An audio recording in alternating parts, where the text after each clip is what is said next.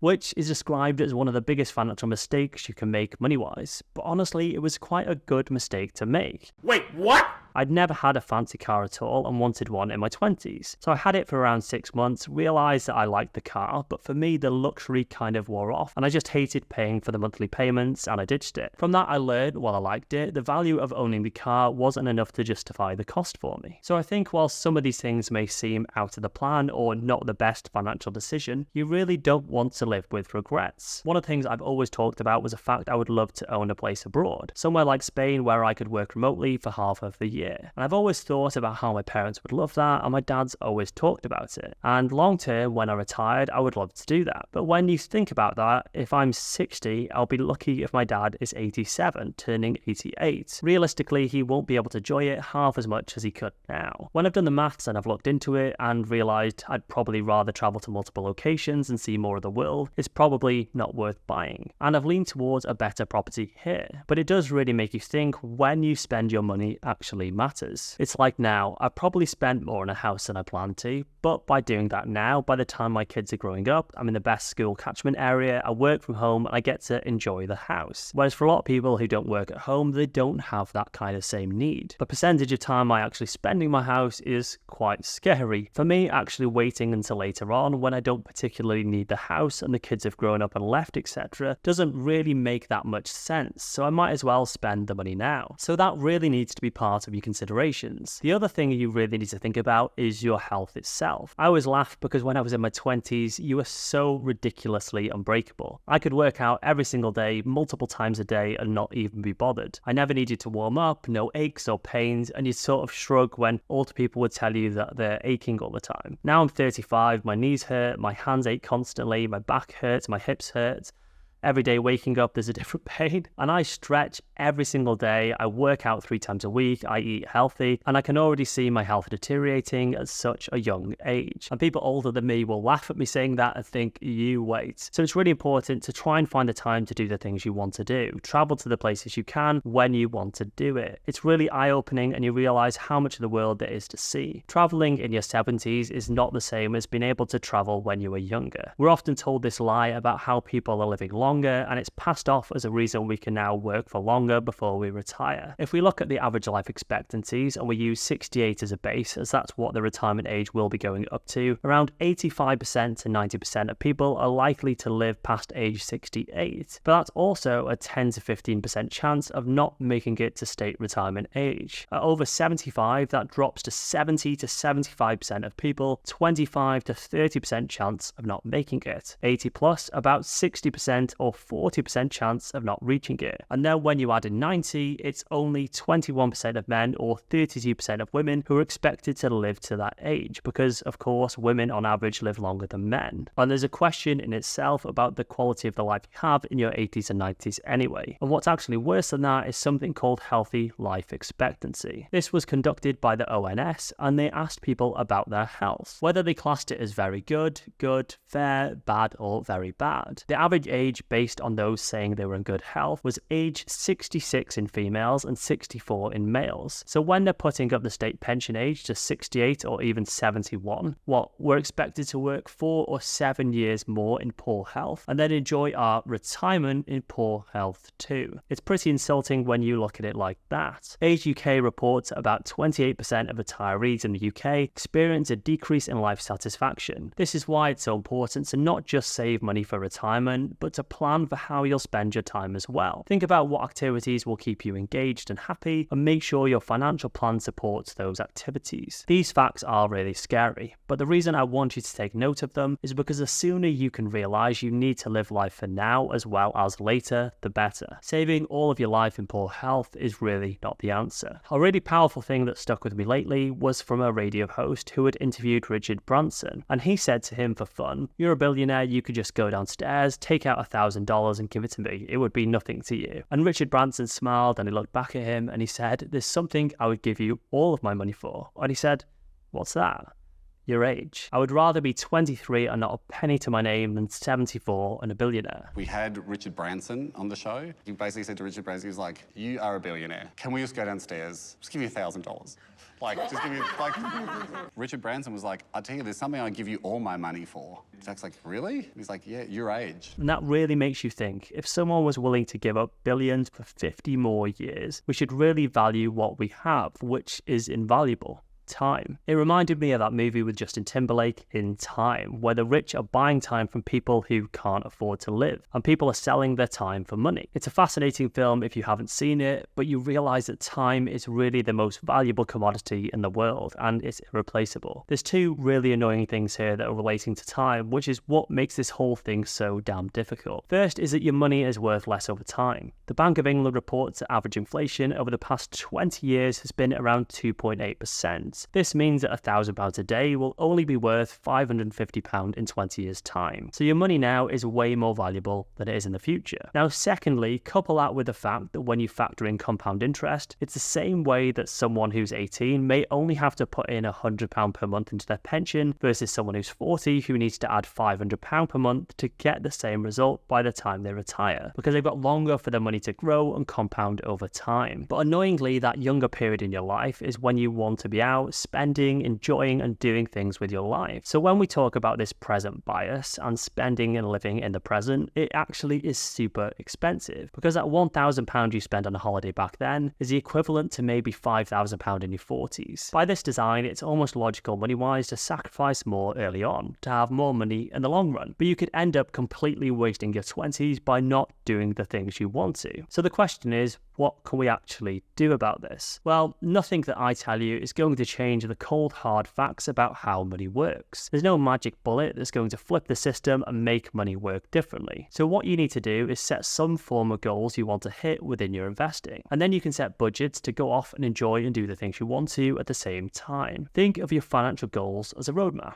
Without a clear destination in mind, it's easy to get lost or take the wrong turns. But with a roadmap, you can navigate the twists and turns of life with confidence. Research by which found that people who set specific financial goals are twice as likely to achieve them compared to people who don't. A great way to create your roadmap is to use the SMART goals framework, making your goals specific, measurable, achievable, relevant, and time-bound. For example, instead of just saying, "I want to save for retirement," set a goal like, "I want to save £500 per month for retirement and have £200,000 saved by the time I'm 60. You can then have specific milestones you want to hit at certain numbers by certain ages, and then adjust your goals accordingly. Another useful tool is a Save More Tomorrow program, which has been adapted in the UK through services like PensionWise. This program helps you commit to saving more by automatically increasing your savings rate when you get a raise. It's like turning up the speed on a treadmill. You might not notice it at first, but over time you'll find yourself running faster and covering more ground without feeling the strain. You can do this yourself by relooking at your goals and exploring salary sacrifice, and checking in on your plan on a regular basis. It's important to regularly review your financial plan. The Financial Conduct Authority found that individuals in the UK who regularly review their financial plans are 35% more likely to achieve their retirement saving goals. It's just like how a gardener checks on their plants regularly to ensure they're growing well. You should check on your finances to make sure you're on track and make adjustments as needed. I always never bothered doing this through my 20s. I just invested everything I could. I still, to be honest, went on some amazing holidays, so I can't really complain. And I took lots of risks, but I definitely could have travelled more. I wish I would have taken a couple of years out to travel the world, and I do regret it looking back on it. If I would have had a clearer financial plan, I could have said screw it and just done it. Or I would have bought a property sooner, made the most of property price increases instead of waiting to get a bigger deposit. And realistically, in that time, house prices went up on me anyway. Planning is a really smart thing to do. If you want to check out my latest strategy update where I talk about my plans in more detail, you can check it out here, or you might also find this useful. Thanks for watching, and if you ever want to talk about this stuff, do reach out, as we all go through the same struggles and I think we need to talk about it more. Thanks.